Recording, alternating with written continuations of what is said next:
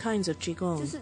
So it was by chance that I went to the park, and on the one side, there were people doing some dancing exercises, and on the other, there were people practicing Falun Gong.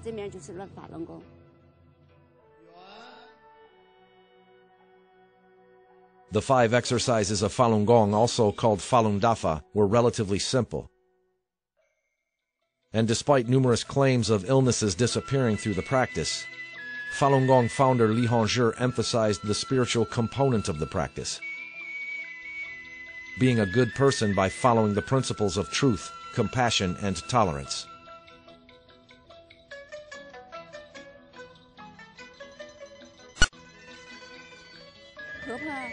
My husband's mother was also very traditional, and because she was my elder, she would demand a lot of respect and obedience. She liked to eat dumplings, and I would make these for her every week.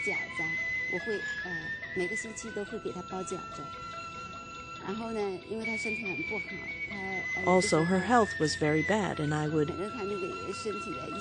For instance, if her clothes were dirty, I would immediately wash them for her. Before I cultivated, I wouldn't do any of these things for her.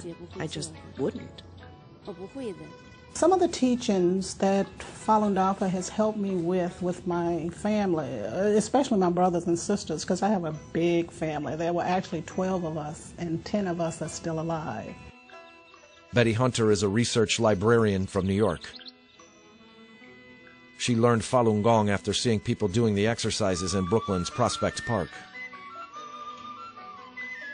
And when I'm dealing with them, I try to be as truthful as I possibly can based on my understanding.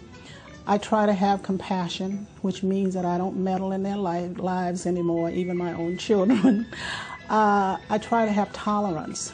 When I think they should be doing something and they don't, I can sort of back away and allow them to do it at their own time. Or if they never do it, it's okay.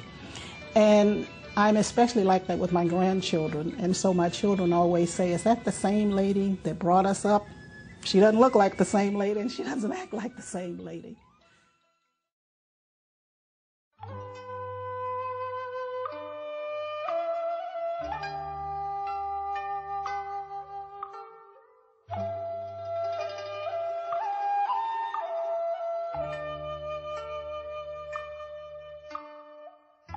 The founder of Falun Gong, Li Hongzhi, was born on May 13, 1951 in northeast China's Gongjuling city.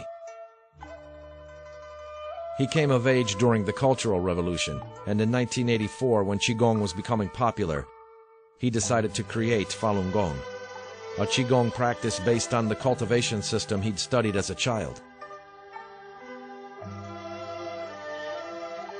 5 years later, in 1989, Li began teaching Falun Gong to a few students in private. 3 years later, in 1992, Li gave his first public seminar, introducing the practice to the public. The seminar was held on Li's birthday, May 13th, at this school in the city of Changchun. Over the next 2 years, Li would travel to almost every major city in China teaching the practice. Although he lectured before crowds of thousands of people, the practice was mainly spread by word of mouth.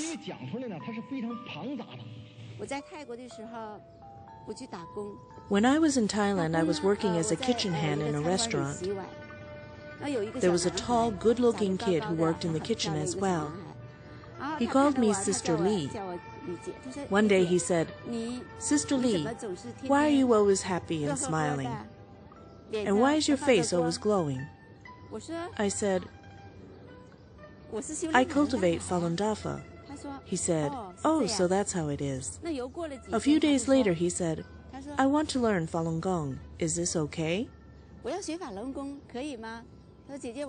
I said, "Okay, sure."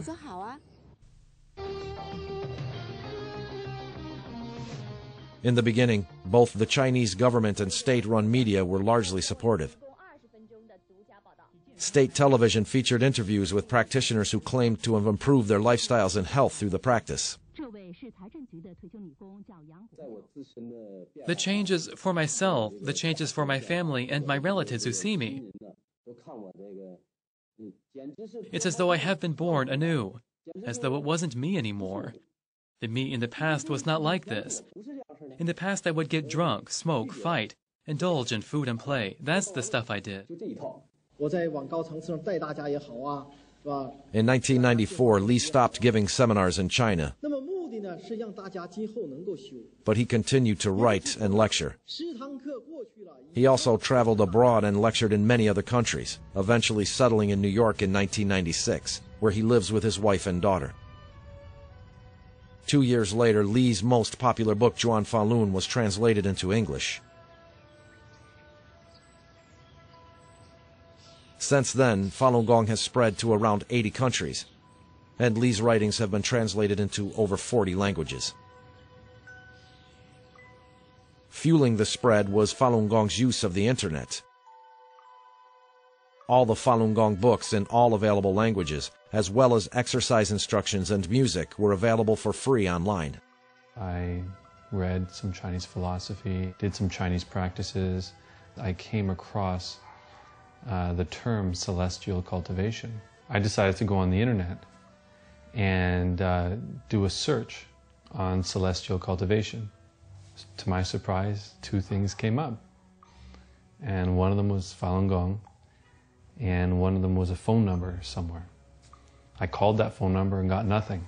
And when I went back to the Falun Gong website, I was shocked because everything was free.